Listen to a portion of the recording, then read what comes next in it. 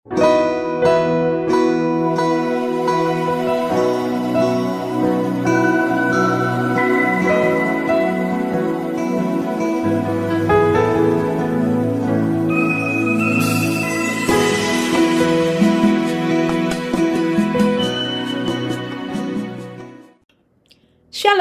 berjumpa kembali di program Sekolah Sahabat 5 Menit Gereja Masehi Advent Hari ke-7 Menteng.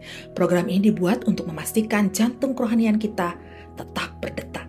Saya yakin saudara-saudara telah mengikuti 1 menit insight harian dari pelajaran Sekolah Sahabat di lini masa Gereja Menteng, baik di YouTube, Facebook, Instagram, ataupun TikTok. Dan hari ini kita akan merangkumkan pelajaran kedua dari kuartal 2 ini yang berjudul Isu Utama Kasih atau Keegoisan.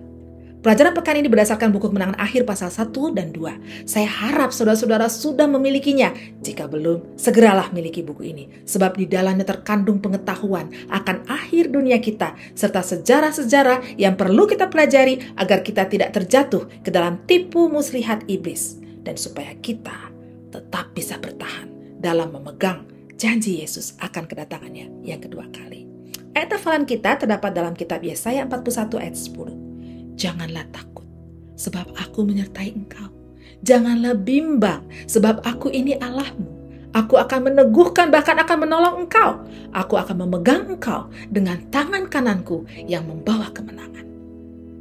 Bayangkan diri Anda seorang gembala yang sedang menggembalakan kambing di lereng Bukit Zaitun yang menghadap kota Yerusalem dengan bait suci yang megah, kubah emasnya dan pantulan warna putih salju dari dinding-dinding marmernya membuat Anda terkagum-kagum dan yakin sekali bahwa bait Allah tersebut akan ada di situ selama-lamanya. Namun tiba-tiba Anda mendengar suara Yesus.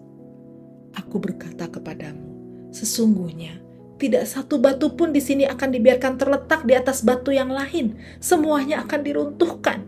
Matius 24 ayat 2. Pasti Anda bingung dan Anda bisa rasakan kebingungan yang sama pada murid-murid Yesus. Bagaimana bisa sih Allah yang membiarkan ini terjadi? Sama halnya dengan pertanyaan, bagaimana Allah yang katanya Maha Kasih itu bisa membiarkan orang baik menderita?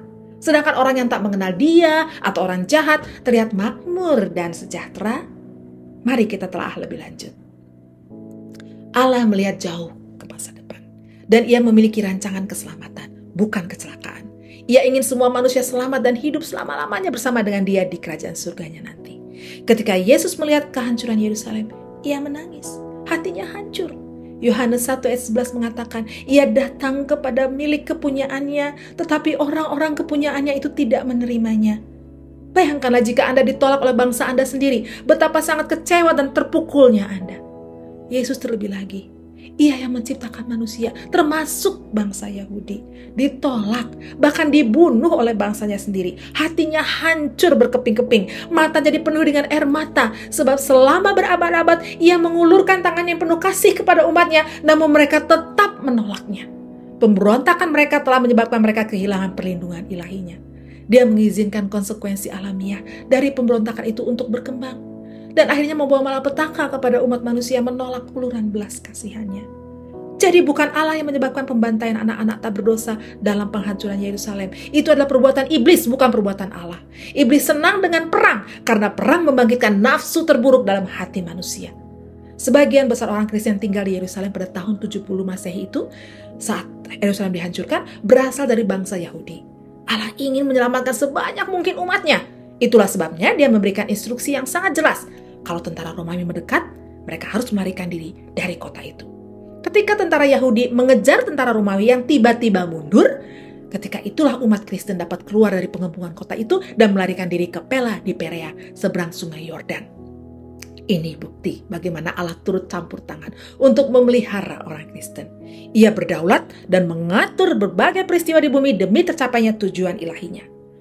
Akan ada saatnya umat Allah mengalami kesulitan, penganiayaan, pemenjaraan, dan kematian itu sendiri demi Kristus.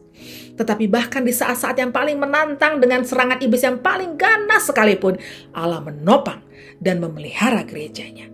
Saudara-saudara, dari catatan-catatan sejarah dalam kitab Kisah Para Rasul, di mana para rasul dianiaya, dipenjarakan, bahkan dibunuh, mereka tetap berani memberitakan kebangkitan Kristus. Itulah sebabnya gereja-gereja malah berkembang berlipat ganda di seluruh Yudea, Galilea, dan Samaria. Sungguh kuasa Roh Kudus mampu melakukan ini semua.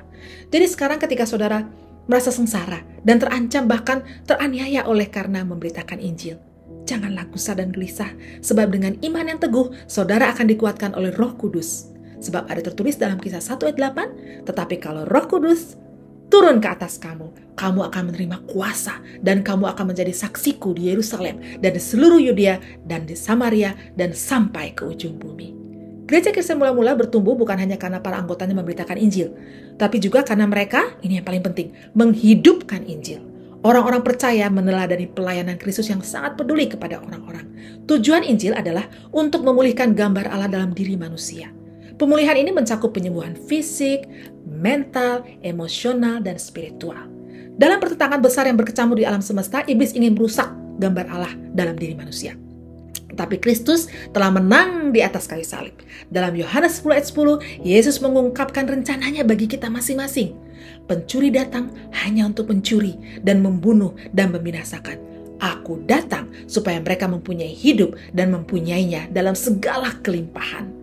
Dia merindukan agar kita sehat secara fisik, mental, emosional, dan utuh secara spiritual. Semua ini terwujud nanti saat kedatangannya. Dunia ini sedang menghadapi krisis yang sangat besar. Dan Yesus telah menubuatkan kondisi bencana di bumi dalam Matius 24 dan Lukas 21. Ia rindu agar kita pun memberikan amaran yang sama kepada sesama manusia agar mereka selamat. Dan ia rindu agar kita pun memiliki kasih untuk peduli terhadap komunitas tempat kita berada. Yesus meninggalkan sebuah warisan kasih. Orang Kristen haruslah mencerminkan kasih. Kasih adalah identitas kita. Buku The Rise of Christianity, karya Rodney Stark, menggambarkan peristiwa bersejarah bagaimana selama epidemi kedua, tahun 260 Masehi, seluruh komunitas Kristen, yang saat itu masih sangat Yahudi Kristen, menjadi pasukan perawat, menyediakan kebutuhan dasar bagi komunitas yang menderita untuk bertahan hidup. Bahkan mereka rela kehilangan nyawa mereka, sebab tertular penyakit dari tetangga mereka. Saudara, ada sebuah pertanyaan yang patut kita renungkan bersama. Bagaimanakah kita belajar untuk mati bagi diri sendiri, sehingga kita juga dapat mewujudkan semangat tanpa pamrih yang sama dengan orang-orang Kristen di abad mula-mula? Jika kita masih belum bisa mendahulukan kepentingan orang lain daripada kepentingan diri kita sendiri, apakah kita telah menjalankan warisan kasih Kristus dalam hidup kita? Belajarlah untuk menyangkal diri, saudara. Menahan hawa nafsu dunia, seperti berbelanja barang-barang mewah atau hal-hal yang tak perlu diperlukan banget, agar dapat mendidik diri kita untuk menggunakan harta kita, membantu orang-orang yang berkekurangan di sekitar kita, atau berkontribusi dalam pelayanan penginjilan, agar Yesus segera datang. Untuk menjawab pertanyaan, di mana Allah dalam penderitaan saya? Jika Ia mengasihi saya, mengapa saya mengalami masa-masa sulit seperti ini? Pemeliharaan Tuhan itu misterius, dan kita tidak bisa mengerti cara kerja pemeliharaannya.